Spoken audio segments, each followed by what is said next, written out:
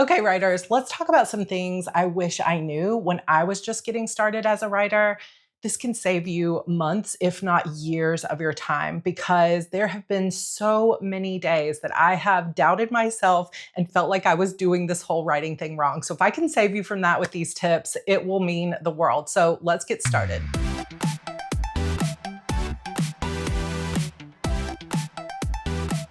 Hello, everybody. Welcome back to Heart Breathings. My name is Sarra Cannon, and I have actually just finished my 31st novel. It's kind of hard to believe because I have been struggling over the past few years to write. And you know, this whole thing about writing is going to go in ups and downs. Sometimes it's going to feel easy. Sometimes it's going to feel really hard. But here are some tips from someone who has been in this industry for more than 15 years and hopefully can save you a little bit of time and a little bit of self-doubt and criticism along the way. I have 13 tips to share with you today because I felt like it's October, it's Preptober, it's spooky season. So why not go with the nice number of 13. So the first thing I wish I knew as a new author was that first drafts are going to be messy.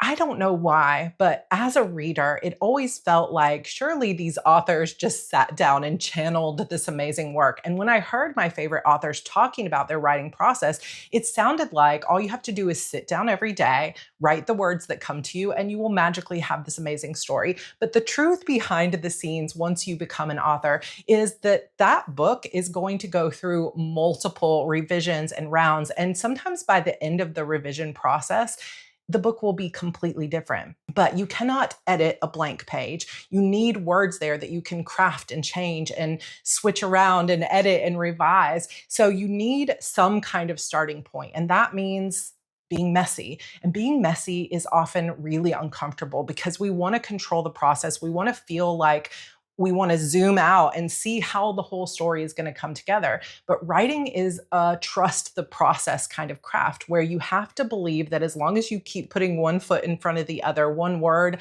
after the other, you will eventually have a story. And when it's finished and you get to the end of the book, there is still a lot of work to be done. It is a rare writer who can just sit down and write a book from first word to last word and not need any edits. I don't even know if that's possible for any of us. For most of us, you're going to write something messy that only vaguely resembles your final draft. And then as you finish the book, you will have ideas about how to fix it.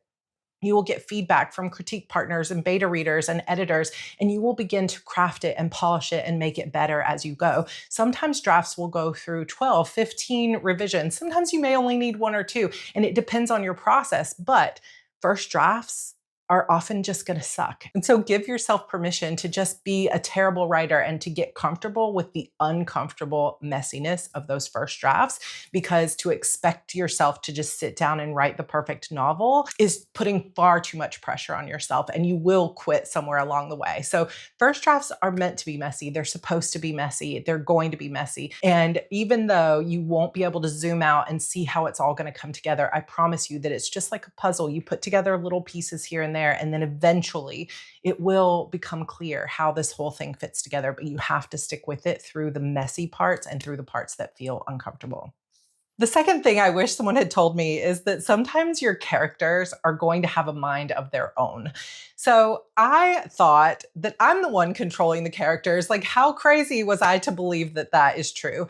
It is this weird, mystical, magical thing where we create these characters from our own mind, but they will sometimes take on their own personalities, their own agency, and sometimes you'll have a definite idea of how you want your character to move through the scene or the kind of person they want to be.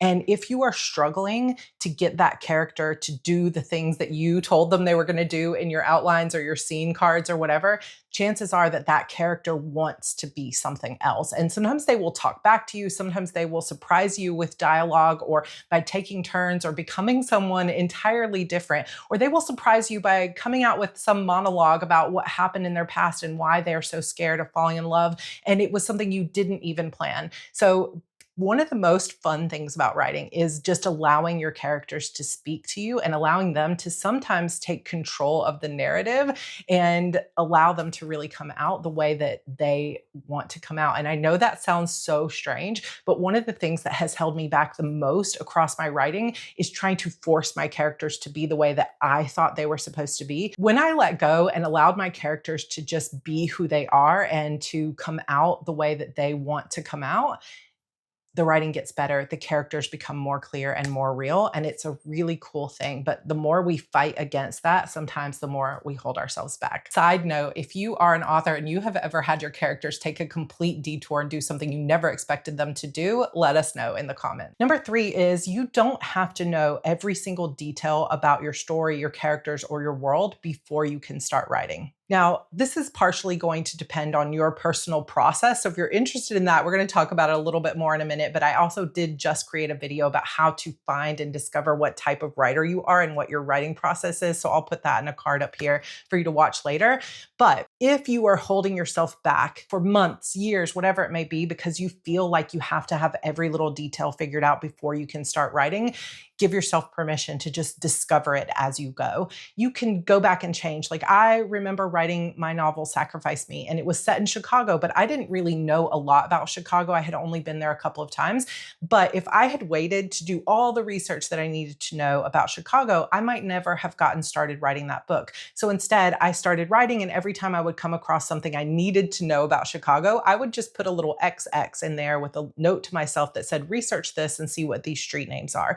You don't have to know every single thing. I also have written a series now that has 11 books in the main series, 2 spinoffs, a couple of side stories. It is a multi-million word series at this point. I did not know everything that was going to happen before I started writing book 1. And I think that if I had tried to figure out the plot and outline of all 15, 16, 20 books that are going to be in this world, I would have stalled and tried to research and figure it out forever. And I would have just been in a mental loop and never written the book. So don't hold yourself back by thinking you have to know all the details before you start writing. Sometimes you just have to let those details come as you write. And then you'll realize, oh, I need to know, I need to research, or I need to figure this out. I tend to keep a running document outside of my actual manuscript that's just decisions I need to make. I have a plotting notebook. And so I'll have a section there that says decisions I need to make or things I need to figure out. And as I'm writing, I'll realize, oh, I need to figure out this part of the magic system, or I need to figure out what they call these types of guards.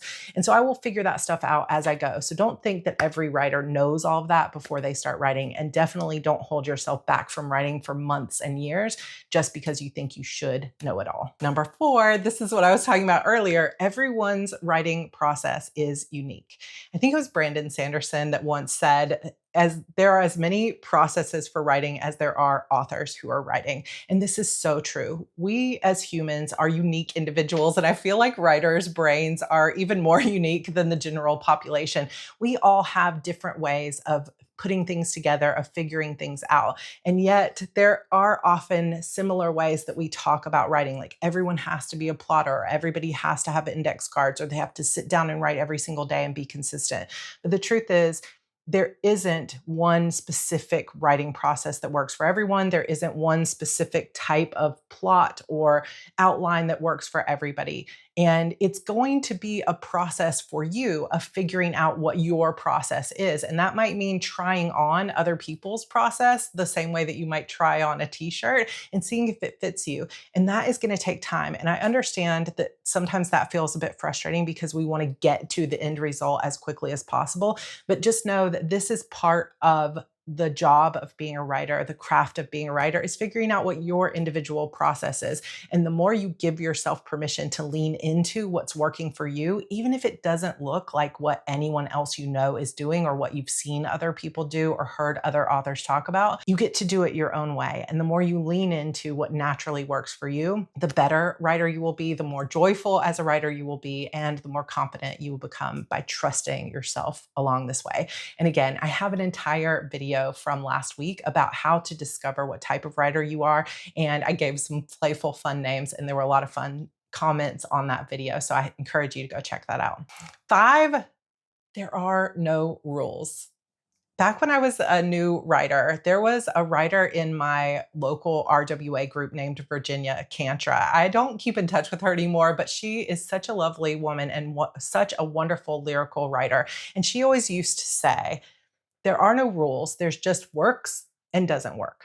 I loved that. And I 1000% agree with that, with a caveat, which I'll tell you in just a second. But so often you will hear people spouting rules. Don't start with a dream sequence. Don't start with your character driving. Don't let your character describe themselves in a mirror. Don't write first person this. Don't write in second person. You have to have exactly this many words per chapter. You have to sit down every morning at 6 a.m. There are no end to the number of opinions and rules that people will tell you about how to write a book. But the truth is, there are no rules. It's just, does it work or doesn't it? And if it works, it's okay if it's unique. It's okay if it's different from the way anyone else does it or anyone else says it or anyone else writes it. We are creative. We are artists. You can do whatever you want, but some things will work and some things won't. And this is the caveat here, is that, if you are traditionally publishing, they may not have specific rules, but they do have guidelines that they ask you to follow. So if they're looking for a certain kind of length for the genre, that will be a bit of a rule. But also here in 2025 and for the last 15 to 17 years, we have indie publishing, which has become more and more viable and lucrative for authors, which gives us this whole new avenue of really just doing it the way that we want. Now, if you want to sell your books, they do need to work for your readers, for your ideal audience, if you want to make money on it. But in the end, there are no rules about how you have to write or what POV you have to write in. I have the first 6 books in my Shadow Demon saga are all first person past tense POV in Harper Madison's POV. And then when we get to book 7, it splits out into 4 or more first person past tense POVs. And a lot of people will say, if you're going to write multiple POV in fantasy, it has to be third person. And that just didn't feel right to me. And so that's not the way that I wrote that series. And it works and people love it. And I've sold 1 million copies of that series. And so there are no rules. There's guidelines, there's suggestions, there's things that work more often than others. But really, it's just, does it work or does it not work? So give yourself permission to be the artist and the unique person that you are and to do it your way, and then put it out in the world and see, does it work or not? Number 6, writing is not always going to be fun or joyful. This one kind of sucks, but it is so true. And I think that especially sometimes when we're new writers, we are so excited about the stories that we want to tell that it's easier to sit down and write. And you don't really know what you don't know yet. And so it can feel really easy to get started on an idea, because so often when we get an idea, we're seeing the beginning, that first bit of world building, that first bit of setup, the introduction to the world. But then we hit a point where we're like, oh, I got to figure out how all this comes together and what's the conflict. And it starts to feel a little bit harder. And I think that when we hit that point, a lot of people feel like, well, this isn't fun anymore. Maybe this isn't the story I was meant to write. Maybe I don't have the skills or the excitement. And then a new shiny idea will come about. And then you'll think, oh, but that one feels like it has energy and it feels alive to me and it feels like it has a wind in my sails. So let me go and write that one. And we can often get stuck in this loop of starting stories over and over and over again in search of that spark of fun and excitement. But the difficult truth about writing is that it's just not going to be fun all the time. And if you are a rare writer where it's fun for you all the way through the process and you love the drafting and you love the editing and you love the marketing and all of that stuff, then you are such a gift to the world. But for most of us, we do hit pieces of the process that are just difficult. It's a slog. Every middle of a novel, I have a moment where I just collapse onto the bed in tears and say, this is the worst thing I've ever written. It's not coming together. And my husband will laughingly but caringly pat me on the back and say, you're about 50,000 words in, you're about halfway through, you just hit the midpoint. And I'll be like, yes.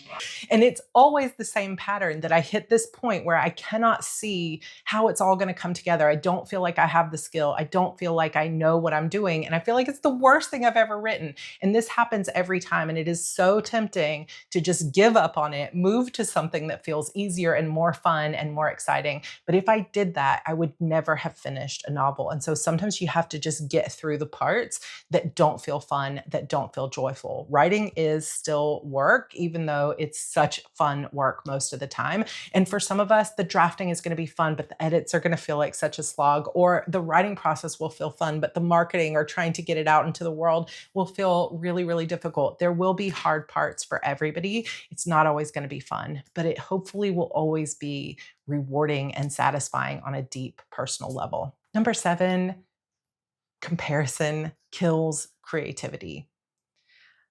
In this day and age where we can see what everyone's doing, everybody's publishing deals, everybody's top 100 Amazon, how much money everybody's making, how many books somebody wrote in a year, there is an endless source of comparison out there on the internet. And sometimes it's close to home with a critique partner or a friend who made it big and you're still here waiting for your big shot, or a friend who started out like you and now they write 12 books a year and make $1 million or whatever it may be. We get to see those highlight reels all over Instagram and TikTok and YouTube and everywhere you could imagine, Publishers Marketplace, New York Times. There are so many ways that we can compare ourselves to the world and feel like we just don't measure up. But I know for me, I have never had a day where I compared myself to someone else, felt like I didn't measure up, and then felt really inspired to write. Now, there are some individuals who find that it fuels them to compare, or that it fuels them to feel like you're in competition or like you want to prove yourself. So if that is you, use it as fuel and move forward in life. But many of us just begin to feel stagnated, like we have choked the joy out of our creativity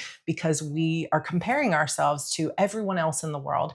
You are on your own path. You are not behind. You are not too late. You are not stupid. You are not terrible at this writing thing. You are just on your own journey and your own path, and you are on your own timeline. And so the more you can unplug from all of that comparison and really get back to a place where you're just loving the work and you're focused on your own craft and your own ability, the better off you're going to be. But don't let comparison steal your joy and your creativity from you. Number 8, writing is a skill.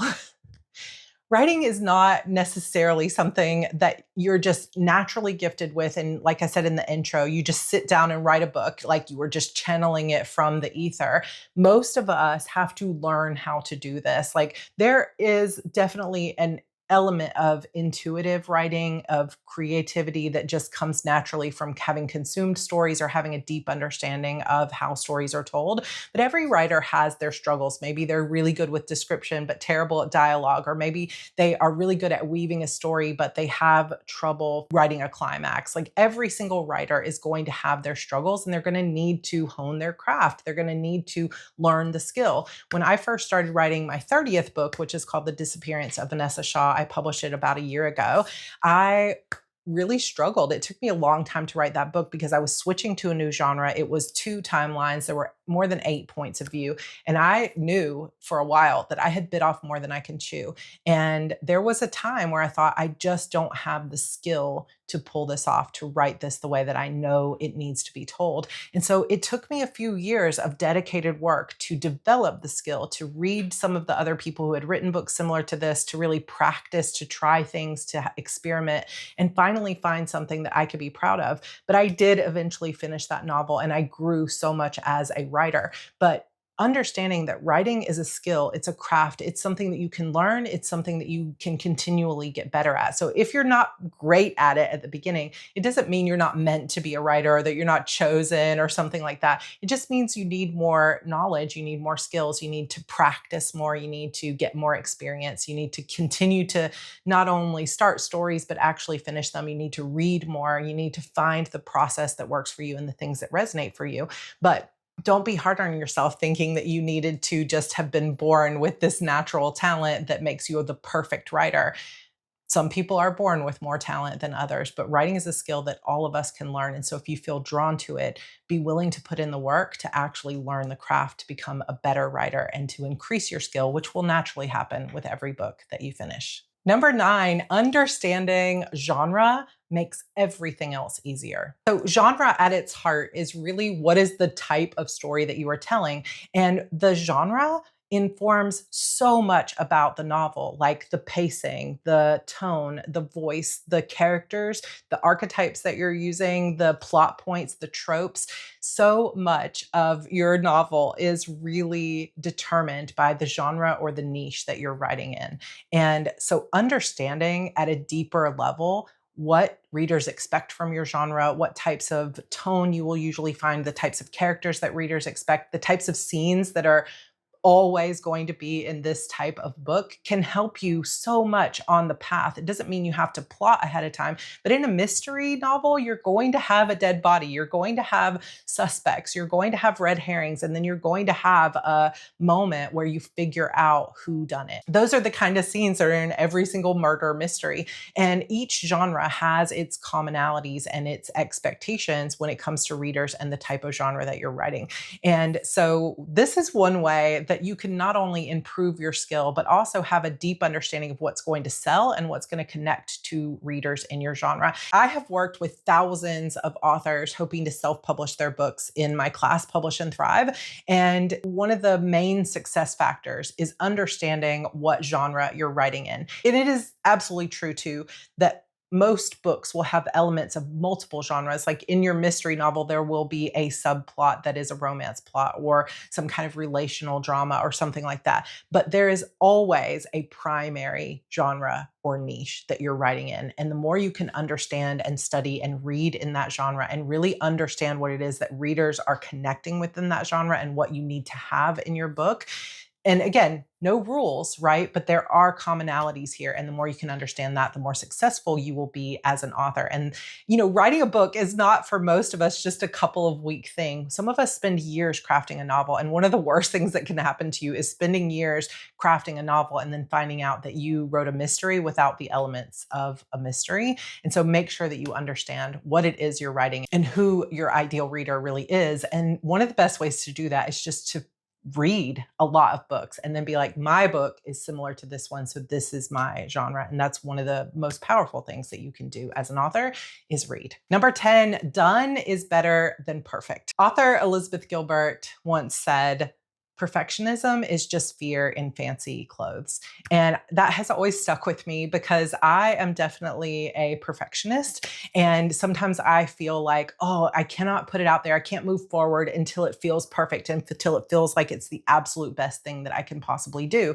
But the truth is, perfect is not attainable. It's just this procrastination method of saying, well, as long as I don't finish it, no one can judge it. So it's a self-protection thing. It's a fear response where we say, if I don't finish this, then no one can judge it. I never have to know the result of it. And so I can stand behind high standards and got to make it as good as it can be and staying busy tweaking and fixing and saying, oh, it's just not quite good enough yet, which is really just a way often of delaying feedback, criticism, judgment, or finding out whether this dream that we have of being a professional author is actually viable. And so keeping in mind that done is better than perfect. People can't read. You can't build a career off a book that is on its way to perfection for the rest of your life, but never finished. And of course, we want to put our best work out into the world, but your best work on your first book is going to be very massively different than what you're capable of when you hit your 30th book. And that is going to tie into my 11th tip, which is finishing will teach you more than starting ever did. Starting a book is fun and exciting. And for many of us, those first ideas and scenes are so much easier to get out. Now, I know that's not true for everybody, but for a lot of people, the fresh start, the excitement of a new story, and that adventurous feeling that you get when you start is really, really exciting. But like I was talking about earlier, there are so many roadblocks along the way that make it feel hard, where we don't know what's going to happen next and we give up and we start something new. But starting 20 novels will never teach you even half of what finishing a single novel will teach you. Even an imperfect, very messy, terrible draft will teach you more when it's done than starting 50 new projects. And I know that if you're sitting here with like 40, 50 unfinished projects that you've started and never seen through, you might not believe me, but as someone who started lots and lots of projects the first couple of years that I was attempting to finish a book and become a professional writer, and then finally finish something, I can tell you 100% that it changed my whole life when I wrote the end. And I didn't even publish that book. That first book that I finished has never been published, but I learned so much in the process of actually seeing it all the way through to the end.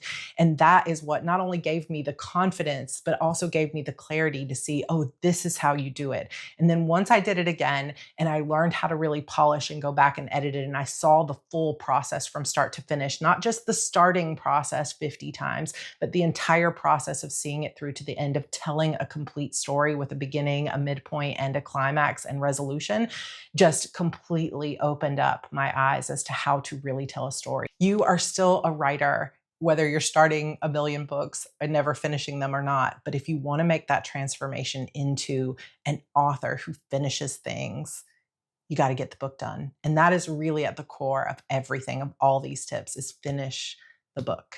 You will learn so much by seeing it through. If you want a little bit of help with this, I have an entire series about how to actually finish your novel, and it comes with a little workbook and some special spreadsheets and other things to help you. So I will link that playlist for you down below. Number 12, if somebody told you that you can't do this or that you shouldn't do this, they were wrong. Listen, I know so many authors who quit writing because an English teacher told them, oh, you're never going to make it. You're never good enough. Or because some critique partner or a parent or some friend told them, you shouldn't do that. Writers don't make any money. You're not smart enough. Any number of negative criticisms that you might have been told in your life. So if you are listening to this because you want to be a writer and you feel like you have a story to tell, but you've been too afraid to do it because somebody told you that you can't or that you shouldn't or that you aren't good enough, even if it's you telling yourself that, but especially if it's someone else who has told you that, let me assure you, they were wrong, dead wrong. If you have a story inside you and you keep being drawn back to this desire to be a writer, this is meant for you. There is something here for you. The world needs this story. There's something about you that needs to grow through the telling of it. There is something you need to learn or someone you need to become by telling the story. There is something someone else needs to see in your words. If you feel drawn to it, don't listen to anyone who's ever told you you aren't good enough or aren't smart enough or that you're too old or that you're too young or that whatever excuse they're giving. Those are people speaking from their own pain and their own fear. Maybe they were somebody who was too scared to go after their own dreams and they think they're protecting you by trying to keep you from going after this crazy, impossible dream of being a writer. Let me tell you, I didn't know if I was going to be any good at this. I didn't know if anyone would ever read my books, but I took a chance on myself and it has paid off and changed my entire life. But I had people telling me I was stupid for wanting to do this, that I was never going to make anything of myself, that I better get used to being in poverty because writers don't make any money. I had all of those things thrown at me or placed and projected onto me, and none of them were true for me. And it's not true for you either. If you want this, there has never been a better time to write the story, but you got to finish the book. You have to get over your fears and you have to get rid of those negative voices that tell you you can't do it, because you can. And my final thing I wish I knew right from the beginning, number 13, is that community makes this journey possible. Writing is such a solitary, isolated thing. Like in the end, it's just us with the keyboard and our own brains trying to figure it out. No one else is going to tell us what the story should be. No one else is going to read it to us or figure it out for us. It is something that we eventually have to sit down alone and do. But that does not mean that you have to go through this journey on your own. And there are amazing writer communities out here in the world, like ours at the Heart Breathings Writing Community, that will cheer you on, that will be there for you, that will help you through those days when you just feel like, I don't know why I'm still doing this. I don't know if I'm good enough. And will cherish and cheer for you when you have those big days where you're like, oh my gosh, I just had a breakthrough. Sometimes you just need somebody to understand how good it feels when your story comes together, or when your character makes you laugh, or when you finally finished something. If you want people to cheer you on, definitely find your group, find your crew, find your community. And if you don't already have one, you are welcome to join ours. So I named this channel Heart Breathings after I got this tattoo of one of my favorite Wordsworth quotes that says, fill your paper with the breathings of your heart. And I thought Heart Breathings for me, from that quote, stands for write what you love, write what is coming from your heart, write those stories that really breathe within you, write those stories that bring people together, that change people's lives, that make them laugh, that make them feel loved, that make them feel excited for life, or that give them an escape for a little while, or write those stories of your own life or things that you've experienced that people will be able to relate to. Write what you know, write your knowledge if you're a nonfiction writer, write for children, whatever it is you feel drawn to, whatever speaks in your own heart. Write that, and know that you don't have to be alone on this journey. You can come into the Heart Breathings writing community. We have a Facebook group, we have a Discord server. All of that is linked in the description below. And this November coming up, we have the Rough Draft Challenge. And this is something you can actually do every month, but we do it multiple times throughout the year. It is in November, 30 days, but you can set your own goal. So there are multiple goals. You can check them all out at the link down below. There's a free PREPTOBER planner that has over 100, I think 90 pages. It's a full daily planner for the month of November, along with plotting sheets, character sheets, and meal planning, all kinds of fun stuff there. And if you are new to this channel, hit subscribe right now because you have just found your favorite writer community on the internet. We will welcome you with open arms in our community. We also have writing sprints that go on pretty much every single day. So you can find the Google Calendar to those writing sprints linked below. And if you need support, this is the place to get it. We are going to have so much fun here together. And speaking of community, before this Kickstarter is over, one of my best friends in the author community, her name is Ines Johnson, and she has a brand new Kickstarter out called Page Turner Planning. And this is a planner for authors. This is how you market and get your books finished. So I'm going to link her Kickstarter down below. I, of course, have backed it, and the planner is dedicated to me, which truly brought tears to my eyes. Ines is one of my best friends, and I would not have probably made it this far in this journey without her friendship and the friendship of so many authors that I adore in this community. So come in, make friends with all of us, come sit down with us and have a good time, not only this November, but really throughout your writing journey. All right, you guys, we are done here. I hope you loved this video. I hope you'll subscribe. Come join my newsletter to get that free planner and tons of free resources for writers on how to plot, plan, how to write a series, and more. And I will have all those links for you down below. And if you're new here, introduce yourself and let us know what you write down in the comments. And I will read every single one and be cheering you on along the way. Okay, I love you guys. Let me know which one of these tips meant the most to you, and I will see you in my next video. Bye.